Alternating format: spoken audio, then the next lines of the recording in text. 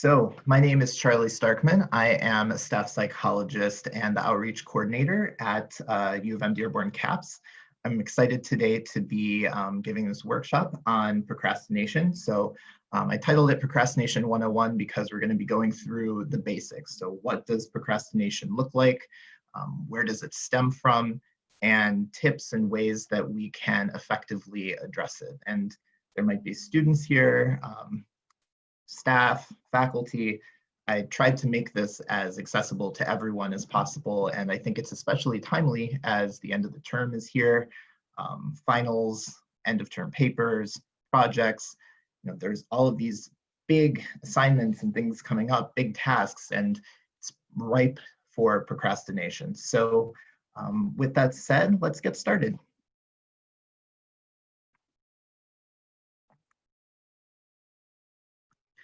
So to procrastinate, what does this mean?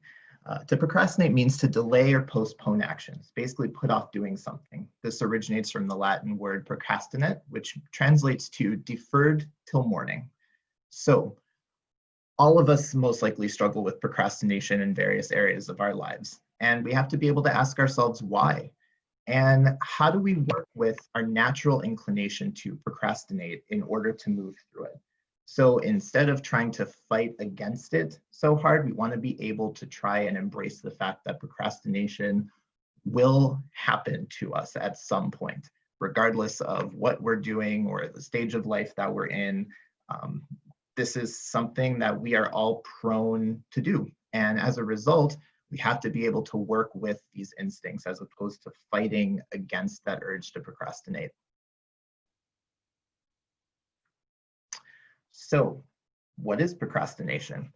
And for the last question, just to kind of prompt you, feel free to write, to answer the question in the chat box. So with procrastination, a study done by Psychology Today found that around 20% of the population would identify their own procrastination behavior as being chronic, so extensive and taking place over a long period of time, and would acknowledge that their procrastination behavior is present across all areas of life. So not just in school or work, but also in maybe relationships or other aspects of their personal life. Whereas for others, they might procrastinate in a few areas of their life, but that it doesn't always show up in every area of their life. So with that being said, I'm curious to see, where do you tend to procrastinate the most? And would you consider your procrastination behavior to be more chronic, or would it be more situational? So would it be, let's say for like a student, would it be consistent throughout an entire semester? Or do you find that the procrastination might worsen closer to the end of the term, like right now?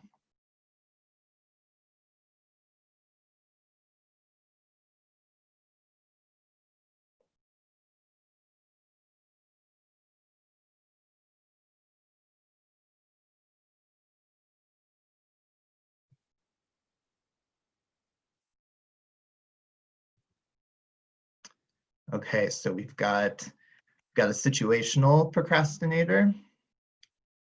All right, Jimmy, housework, procrastinating with housework for sure. Okay, more chronic, situational. Okay, so seems like we've got a pretty good mix, which is what I would expect to see, right? It definitely varies. And especially with everything that we're experiencing right now with the pandemic and being at home, this can be, again, a very ripe time for procrastination to develop, especially when we have long periods of downtime, or when we know that there are so many other things that maybe we'd like to be doing, like binge watching Netflix, or maybe going outside, but forgetting that we actually have work to do, like Jimmy commented, housework, things that we all have to do. We don't necessarily want to do them, but they're there.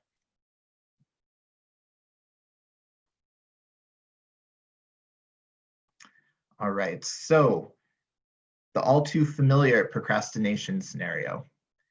As human beings, we often try to find ways to do things with the minimal effort required. That's just in our nature. We want to try and expend as little energy as we can to get tasks done. So I'm sure, I know I can, this this phrase, do the least amount of work possible while taking as little time as possible to do the work. So I wrote out this scenario and I'm wondering if folks will find it familiar. It's 5 p.m., you've just gotten home from class or work. You have two assignments that are due the next day. One's an online quiz and the other is a short essay, maybe 3-4 pages. Easy, you say. So you decide to go out to dinner with some friends. After that, you decide you'll watch one of your favorite shows because you still have time left to do your assignments. And after all, they shouldn't be that hard, right? So you finish your show and you start to get really tired. You think, maybe I'll go to bed early, and that way I can finish my assignments in the morning. Well, the next morning comes and your alarm goes off, and you do what all of us do. You snooze it a few times. Now the uncomfortable feelings come, that feeling of panic, feeling stressed, and trying to figure out how you can somehow smash together enough minutes in the morning to complete these two assignments. So take a moment and reflect on that. Does this sound familiar? Is this something that plays out in different areas of your life? I'm curious to see what you come up with.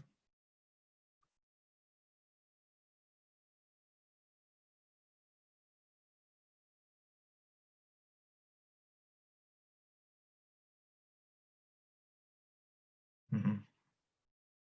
Okay, so for Bernie, we see that's familiar. Okay, forgot we had an essay due at 11:59 until it was 11:10. Sure. And we'll talk about what the response might look like in that crisis situation later on in the presentation. Thank you for sharing, Samantha. Okay, not this scenario particularly. Okay. It's very exciting to have people watching today. Thank you so much for being here. Okay. So with this scenario in mind and maybe some others that you can think of, we're going to look at some of the common reasons to procrastinate. Now, this is a pretty extensive list, but I tried to group it in terms of some general themes that we often notice. So we might not know either what needs to be done or how to do something, and that can definitely contribute to reasons why we procrastinate. Might often stem from either not wanting to do it or not caring if or when it gets done at all, whatever the task might be. We might lack the drive, we might not really be in the right state of mind or mood to want to do a task that is important. Oftentimes, the habit of waiting until the last minute is something that we have cultivated over time. This isn't just something that happens, just one day out of nowhere. This is typically a pattern of behavior that has been present for a long time. Right? Oftentimes, I'll be working with students who say, well, I work better under pressure. I turn in my best work when it's under the gun, when I have an hour left before it's due, and this is when I do my best work.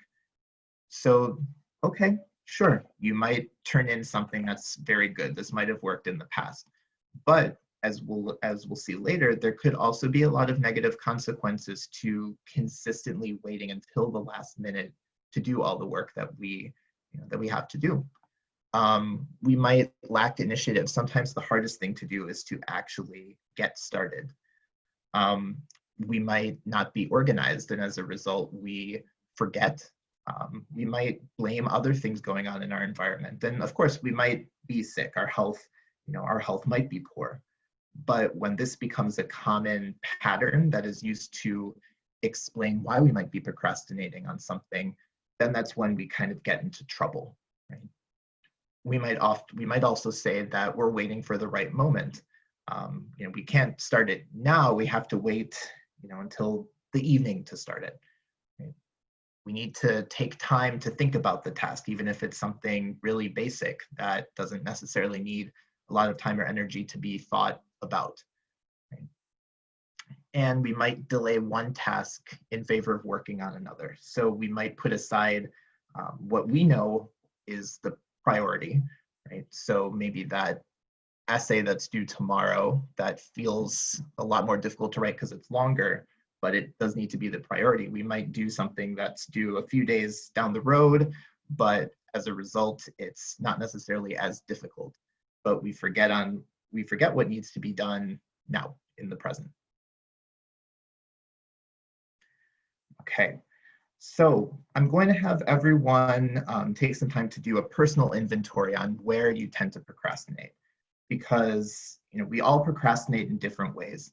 Schoolwork might be an area where some of you are more prone to procrastinate, or work obligations. But at home, maybe you're very organized, and cleaning and doing laundry might be things that you do consistently. Sometimes those tasks can be really relaxing, right? But the point is, we all procrastinate in different ways.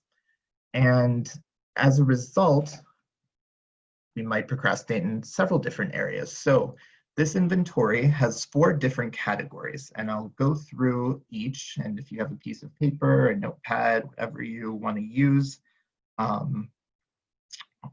take some time to fill out this inventory. So we'll start with the personal category. So with all 4 categories, you're going to check and then total up the amount of checks throughout the categories.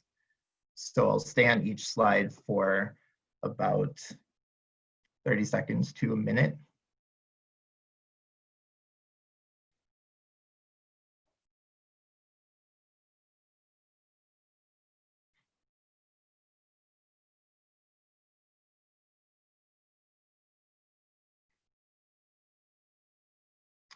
Okay, so those are examples of personal.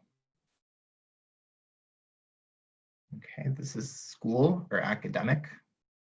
And of course, if these don't necessarily apply to you, that's okay.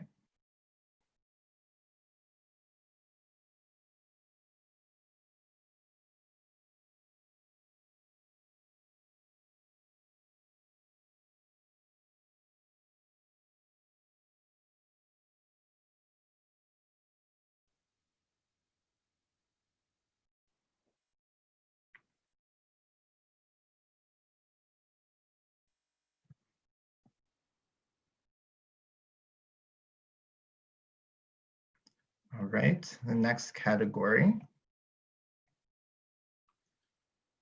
home.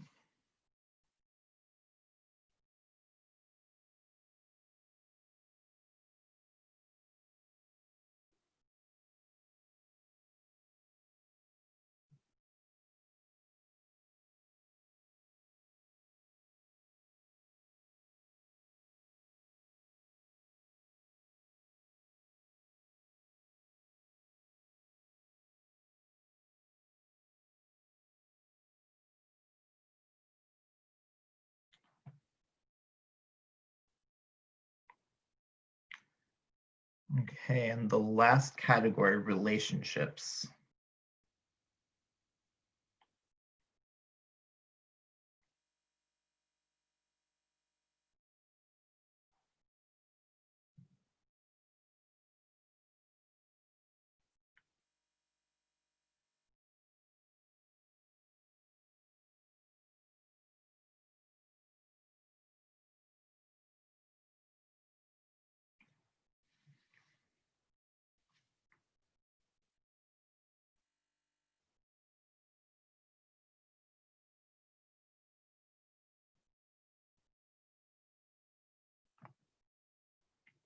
Okay.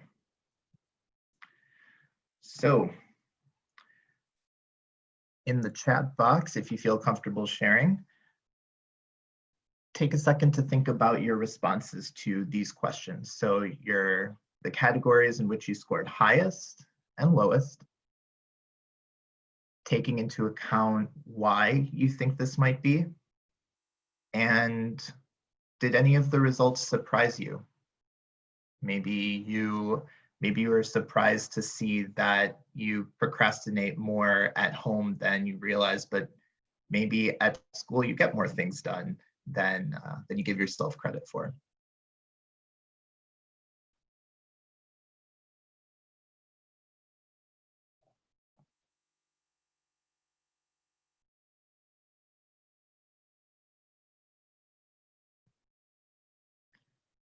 Okay, school highest, relationships lowest. Okay, thank you, Laura. All right. Sarah procrastinated at home, which isn't surprising, but was validating. And especially right now with spending so much time at home, I think it's ironic because we might think, oh, I'm home, I can get a lot of this stuff done, but we might not necessarily have as much energy or drive to get all these things done as much as we think we do. Okay, Samantha says household lowest, social highest. Okay.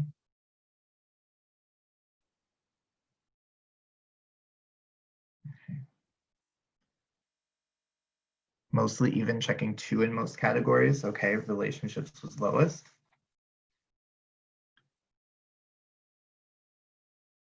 Did anyone else find their results surprising? I know when I go through and fill this out, it's um, typically home is where I tend to procrastinate the most.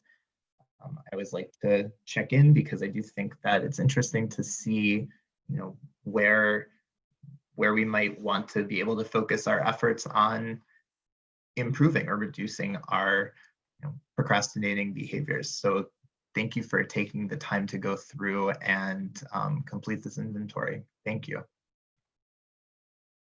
Okay. So now I'm going to go through and outline some different types of procrastinators. So there are 4 main types that come up pretty frequently.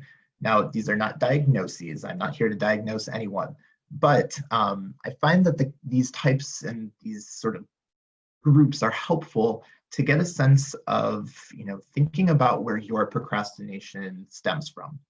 So we've got the anxious procrastinator, the fun procrastinator, the I have plenty of time procrastinator, which is me, and the perfectionist procrastinator. So I'm going to go through and outline each for you. So we've got our anxious procrastinator. So when we're feeling extremely overwhelmed or stressed, those are emotions that can often lead to procrastination. We might also become anxious because we feel that there isn't enough time.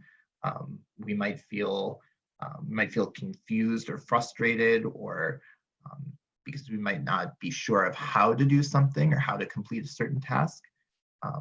And this is also a really important sign because it could show us that anxiety is underlying the procrastination behavior. Right? So it's really being able to check in with that anxious procrastinator, what you're feeling, right? And being able to better understand what's going on in that context. All right. The fun procrastinator, this can be summed up by there's so many other fun things I would rather be doing. And yes, we have to be able to live a meaningful life to incorporate pleasure and fun into our routine. But just like anything else, when things start to fall too much out of balance, we can become distracted from actually reaching important goals, things that matter to us, if we consistently prioritize pleasure and fun over responsibilities or essential tasks. And of course, writing a paper or cleaning your house or having to do a big project for work, they're probably not the most exciting things in the entire world. They might not necessarily bring us a ton of pleasure and joy, but they are responsibilities that we have to be able to complete in order to spend time engaging in things that are pleasurable and fun. All right. I have plenty of time procrastinator. This is me.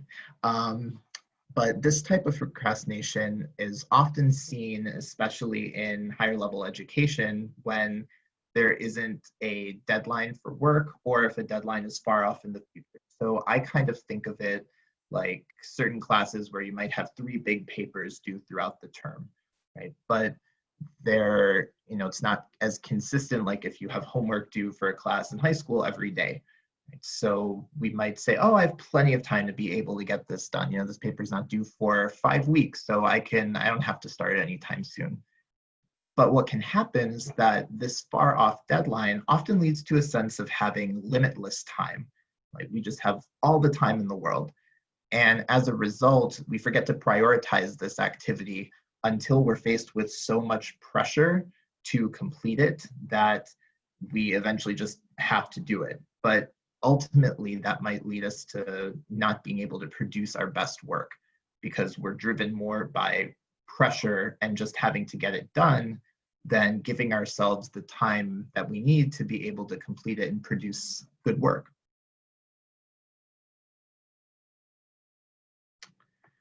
All right, and last but not least, the perfectionist procrastinator. So for some, the fear of failing is very strong to the point where it can feel overwhelming to start a project or an assignment knowing that it might not be perfect. It might not turn out exactly the way that we want to. We often find that perfectionist procrastinators may spend a large amount of time on details that might not be pertinent to the task at hand. So basically thinking about focusing on the minutia. So, as opposed to the larger overall theme of writing a good paper, you might be focused more on, the grammar or the sentences, as opposed to spending the time completing the work and just making sure that you have it done. And as a result, this makes what started off to be a fairly simple to maybe moderate task take a lot longer than desired. So that 2 to 3 page reflection paper might end up taking 6 or 7 hours as opposed to being able to complete it in an hour or two, which was maybe your initial goal when you sat down to do it.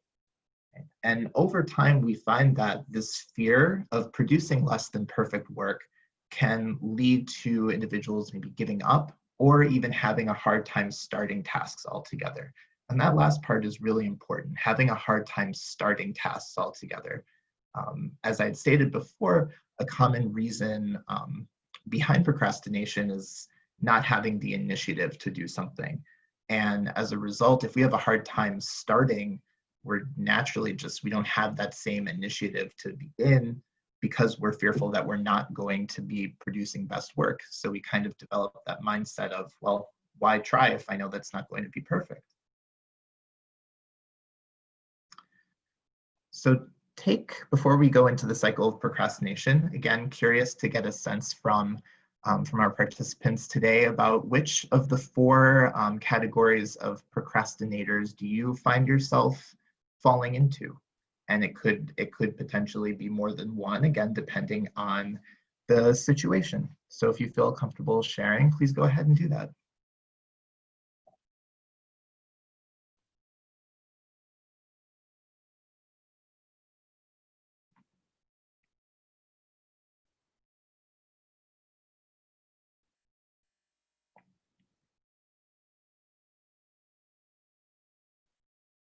Okay, we've got anxious procrastination from Jimmy. Samantha says, I have plenty of time and fun, right? Those are 2 that we can definitely see combined. Sure. And anxious procrastination makes sense right now because this is a very stressful, anxiety-provoking time. Absolutely. Celine, a fun procrastinator.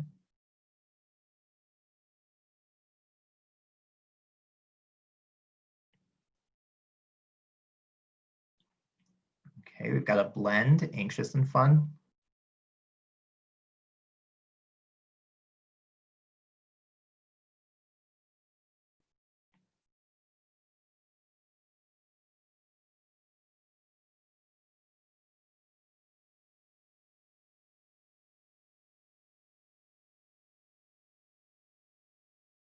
Okay, Bernice has plenty of time. Okay, yes, finding that we have or create a lot more time than we might actually have. really happy to have everyone so engaged in today's presentation. Thank you for that. Now we're going to go through and explore the different steps of procrastination. It's like a cycle. Right? So we're going to start with false security. We'll move clockwise. False security. So can kind of sum them up best by almost like statements or things we might say to ourselves, right? So false security. Oh, I have plenty of time. This paper is not due for 4 weeks. I'm going to take a nap instead. This might then lead us to that laziness step, right? Not right now, later. I don't feel like doing it. Sure, maybe I'd have time to get a head start and knock some of it out early, but I don't really feel like it. Then we move into excuses, and humans are very good at making up excuses for a lot of things. So I know for some of the folks that are watching who have pets, they can often be a really wonderful built-in excuse. So my cat or my dog needs love and attention, and as a result, that might lead us to move away from something that is maybe more of a priority and turning our attention elsewhere. From there, we move into denial. So no, this isn't a big deal. This paper or this task is only worth a small chunk of my grade, so it's not really a big deal. I don't need sleep. I'll just drink coffee. I think that's also a good one. And from there, then we move into crisis mode before the cycle repeats itself. So this is, I know someone shared earlier, I had a paper due at 11:59 and I didn't start it until it was 11:10. So this is when you might find yourself entering into crisis mode, right? Oh crap, this is due very, very soon and I haven't started it. And this is when our thoughts and our feelings are running amok. And as a result, we go into this repeat cycle. And it can be really hard to break out of that cycle of procrastination. But hopefully with some of the tips and things that that I discuss in a little bit, that we can look at more ways to break out of this cycle.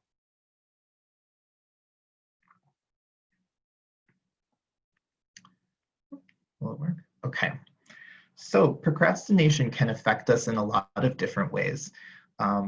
We can find that it leads to feelings of low self-esteem, so not feeling accomplished, not feeling like we can measure up, whether those are to our own standards or standards that someone else has set for us. We can also see that it leads to disturbances in sleep. So if you put things off for a long period of time and the paper is due by 9 a.m. the next morning, you might be up until 3 or 4 in the morning trying to finish that task. Right? And as a result, the quality and quantity of your sleep decreases. We notice more physical symptoms of anxiety. So anxiety isn't just all about racing thoughts or ruminating thoughts, which means that our thoughts are kind of playing on repeat. Right? We also notice anxiety in the body. Right? So our stomach might feel upset, our heart is racing, might feel sweaty, and also, again, those really strong feelings of dread, feeling overwhelmed, and with dread, thinking about having to do any sort of work just starts us shuddering, right? Oh, we don't want to do it. Procrastination can often lead to feelings of incompetency and not measuring up, right? And just as previously discussed, procrastination becomes a destructive cycle, like a circle, that is really hard to break out of, but it's not impossible. There are steps that we can take to combat procrastination. And the first step starts with awareness. We have to be able to become aware of the areas in our life where we're procrastinating. So based on that inventory and knowing where the procrastination kind of hits you hardest, this is where we can start to make a change. really looking at the reasons why you procrastinate, and also remembering that building awareness is key when you're looking to change a behavior, especially if the behavior hasn't been working as well for you as maybe it had before, or if you're seeing that this pattern of action is not getting you closer to where you want to be. Right? So we start with awareness. And we can also look at some other therapeutic approaches. So if you ever came to CAPS and this was presenting struggle with procrastination, we might approach it from a CBT, or cognitive behavioral therapy stance. So CBT is rooted in the idea that our thoughts, emotions, and behaviors are interrelated, so they all connect to each other, right? So this might require looking at some of your own self-defeating thoughts and how, as a result, these are leading to more self-sabotaging behaviors. And that aspect of self-sabotage is really important when we talk about procrastination, because we know that what we're doing at our core is not effective, right? But it becomes so hard to break out of that cycle that we can't stop. So an example might be, I always wait until the last minute and it always gets done, right? And that might lead to that false sense of security, feeling anxious and stressed, and then waiting until the night before to do a major project and realizing you don't have the materials to get it done. And then that sets in those feelings of dread, and we might start to kind of berate ourselves, and a lot of really negative thoughts are starting to swirl. Right? So being able to better understand that relationship between the way that we feel, what we're thinking, and how we're acting. So there's some other approaches too. We can try block scheduling. So that means chunking out periods of time in increments so that there are rewards for taking action. An example might be setting aside 30 minutes to do homework, or 30 minutes aside to clean your house, and doing that without distraction. So putting down the phone, turning off the TV, not checking emails or social media. And when you put in that, I call it like the good 30 minutes where you work towards what the initial goal was, then you can give yourself a 15-minute break. We could also look at it from reward, consequence, and incentives, right? Human beings work well when we have incentives. So we can set up a reward for finishing a task. So this might mean that you can allow yourself to binge watch a show on Netflix. But if you don't complete the task that you initially set out to complete, then you have to wait to watch your show until the task is completed. So really a lot of these behavioral strategies result around incentives, right? So when we set ourselves a goal to work towards, we're more likely to continue repeating the behavior because we get positive reinforcement from it. Okay, and another approach could be taking action through using a skill called opposite action. And in one of my, I believe it was my workshop last week, I talked a little bit about DBT, which is dialectical behavior therapy. So in DBT, we use the skill opposite action to help regulate emotion. And so I included a chart here that contains some common emotions that humans experience. And with opposite action, we look at an emotion and see that it has an action urge as well as an opposite action. So for example, anger. When we're angry, we yell, we might attack others, and we act in a judgmental fashion. Now, the opposite action of anger would be being extra kind, not judging, and gently avoiding situations where we might be more prone to anger. An example for how this might relate to procrastination if we were to use opposite action. So let's look at frustration. We might think to ourselves, if we're working on a particularly challenging task, forget it, I'm done trying, this isn't working, and we give up and we don't come back to it. And as a result, we don't complete a task that might be worth a significant part of our grade or might be important for us to get done for our job or to keep things up around the house. Right? The action urge would be to try, even when we feel like we don't want to, or we don't have the energy or will to keep trying. That opposite action is to try harder, is to push ourselves a little bit more. So looking at this chart, I'm wondering if anyone in the chat box might be willing to share a situation where they were feeling a certain emotion around procrastination, their initial action urge, and the opposite action they took to kind of get them going.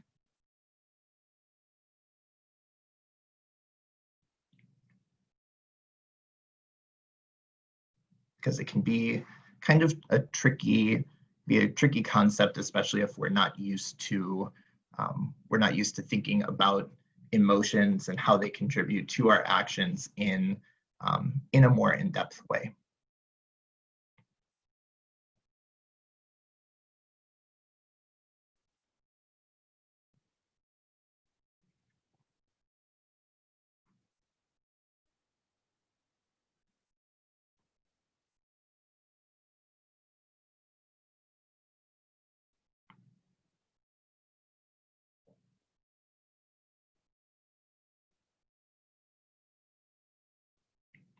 If anyone has any questions, you can also feel free to let me know too.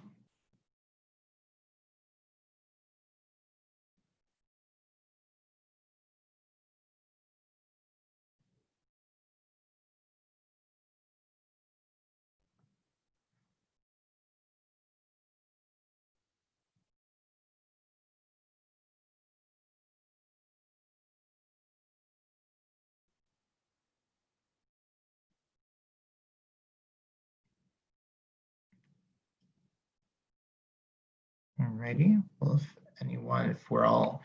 if we're good and we feel like we understand, we're going to move on to the last activity of today's workshop. So I'd like to lead everyone through a brief visualization exercise. So take a few moments to get comfortable, whether you're sitting, lying down, and once you're in a comfortable position, begin by focusing on your breath, noticing the rise and fall of your chest, the rhythm of your breathing as you breathe in and out. And I want you to bring to mind a task that you have been procrastinating on. And visualize yourself completing this task.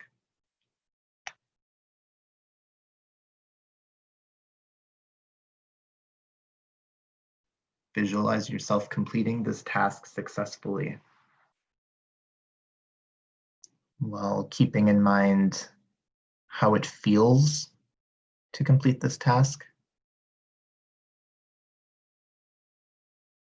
and what steps are needed to complete this task. Incorporate that into your visualization.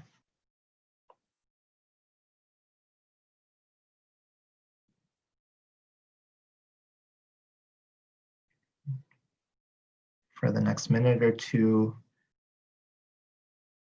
continue this visualization. And remember to focus on your breathing.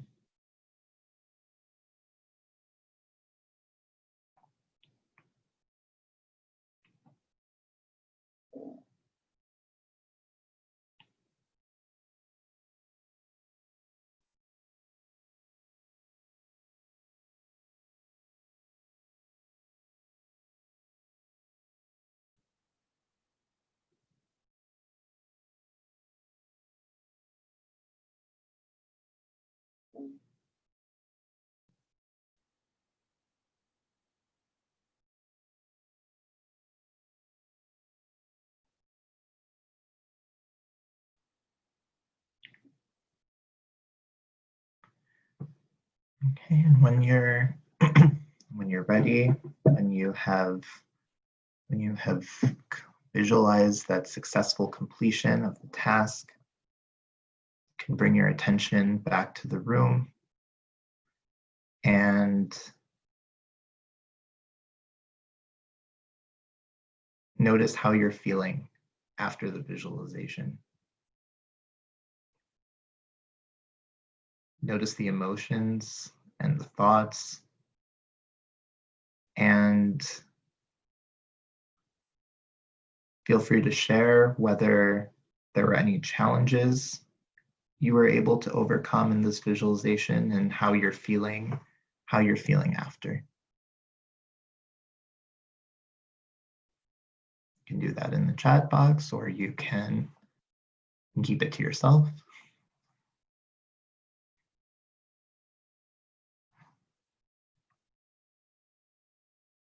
Okay, feeling accomplished.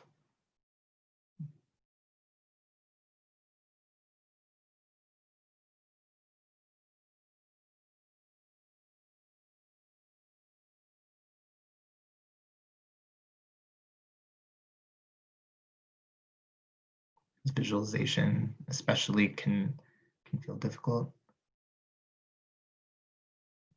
Time blocking, absolutely. Dedicated time to complete tasks. Sometimes using a planner can also be really helpful. Absolutely. Thank you, Laura and Celine, for sharing.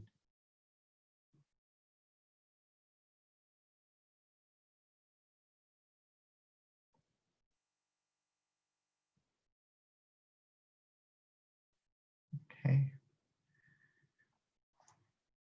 And this comes to the end of today's workshop.